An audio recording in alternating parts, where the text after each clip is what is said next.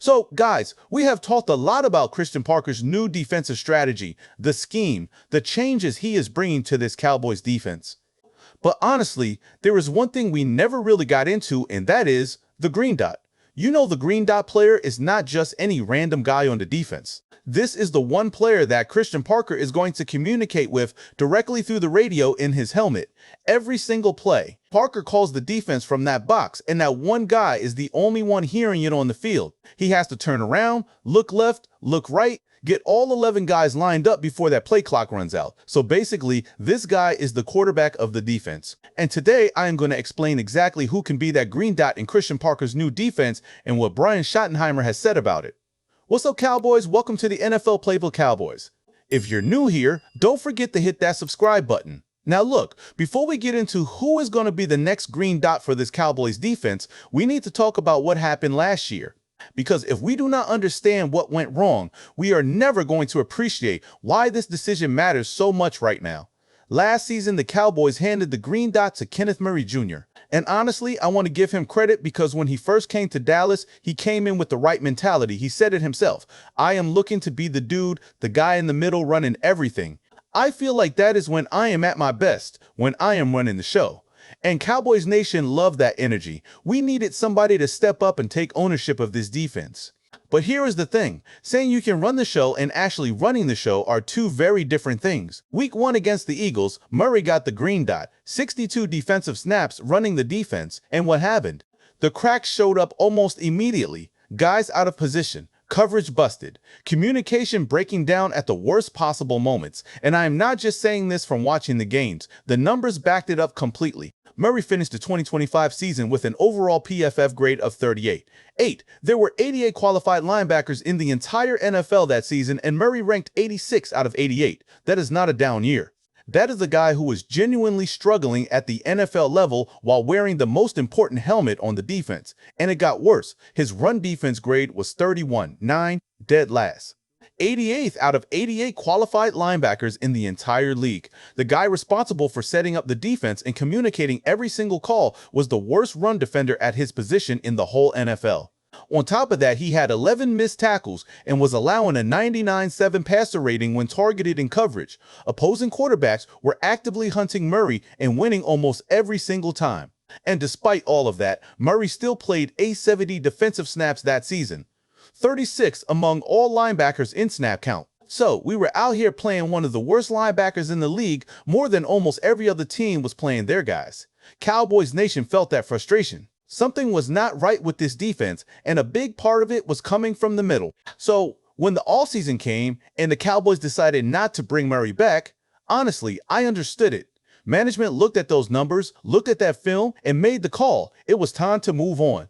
And now Christian Parker has a blank slate in the middle of this defense, a chance to find the right guy, a chance to fix what broke down last season. But that also means this green dot decision carries even more weight than it normally would, because we already know what happens when you get it wrong.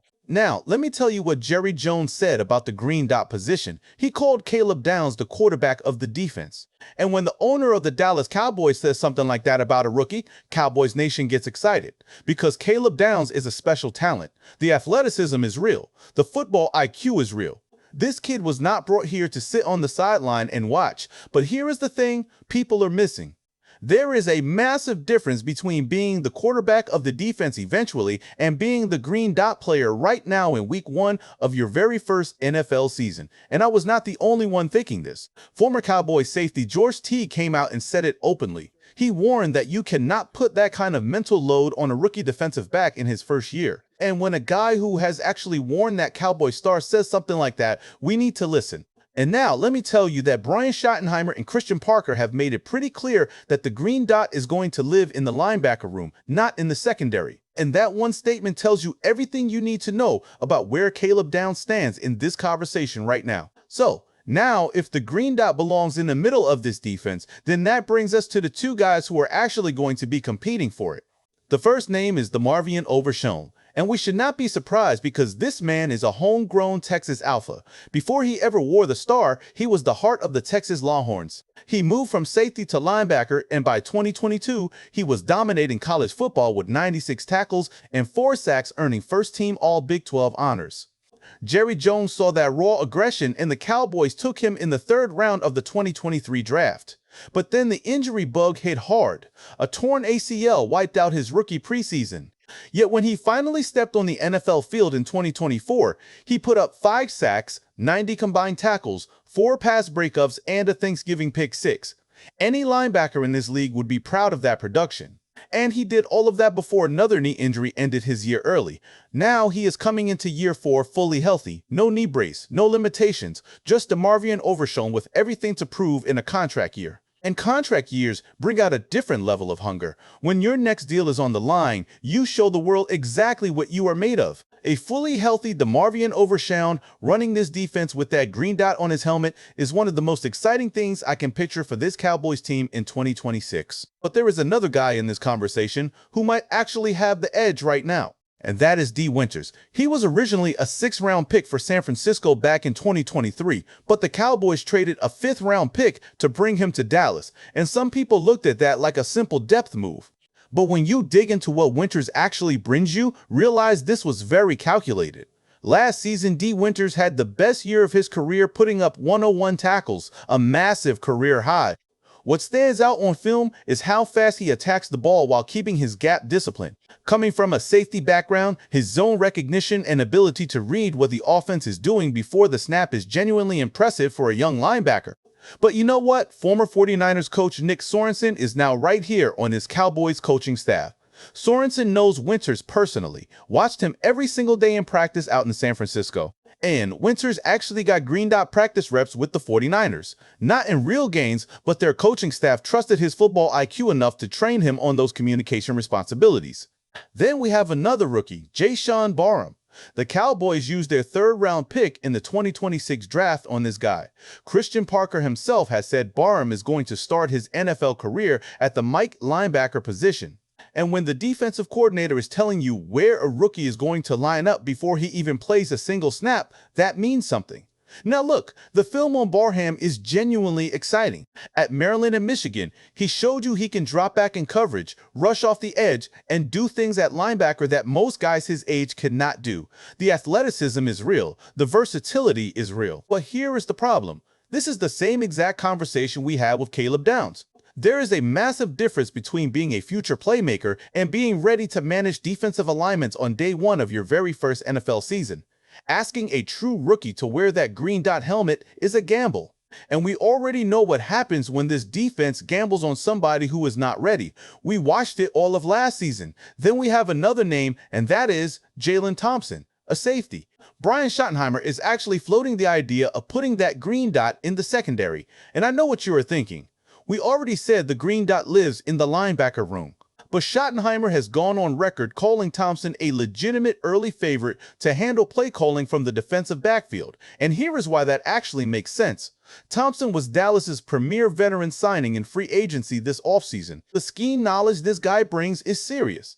The mental preparation is serious. Schottenheimer does not just throw words around. So when he calls a safety a real candidate for the most important communication role on this defense, Cowboys Nation needs to pay attention. So here is where we are. You have got Overshown with the athleticism but the injury history.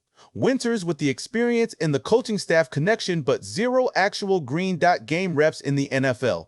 Barham with the upside but the rookie question marks. Thompson with the scheme IQ but the untraditional fit. And Schottenheimer himself saying we are still evaluating. We are never closed for business. Even John Machota over at The Athletic said it straight up. This linebacker room is not fully set yet. There is still another move to be made. And that brings me to the name that is floating around out there like a 400-pound elephant in the room. Bobby Wagner, 10-time Pro Bowl linebacker, future Hall of Famer, still playing at an elite level in his mid-30s. Last season, Wagner put up 162 tackles, 4 or 5 sacks, 20 pressures, and 8 tackles for loss. His PFF run defense grade was 90. 3. His pass rush grade was 9.2. 4. That ranked 5th and 2nd among all inside linebackers in the entire NFL. And remember, the Cowboys ranked 23rd in sacks and tied for 7th fewest in the whole league last season. Do you see why this name makes so much sense right now? But here is the thing that really gets me. This is not just an analyst pushing a name on Twitter. Brian Schottenheimer himself stood in front of reporters at the league meetings back in March and said about Bobby Wagner, "I love that guy. He is still playing at a high level. Bobby Wagner, total stud." That is the head coach of the Dallas Cowboys gushing about a free agent linebacker who is still available. CBS Sports' Garrett Padell put it perfectly when he said, even if Dee Winters ends up being the starter in the middle, having a future Hall of Famer to mentor this next generation of linebackers would be ideal for Dallas. And here is the financial piece. Wagner is projected to sign for around $7 million. The Cowboys have $1 million in cap space. Cowboys Nation, the math is right there in front of us. So, when I look at the full picture now, it is not just two guys competing for the green dot anymore. It is a whole room of candidates, none of them truly proven in that role at the NFL level, and one Hall of Famer sitting in free agency who could solve this problem overnight. The Cowboys know what is at stake. They watched this defense fall apart last season because the wrong guy was running the show. They cannot afford to let that happen again.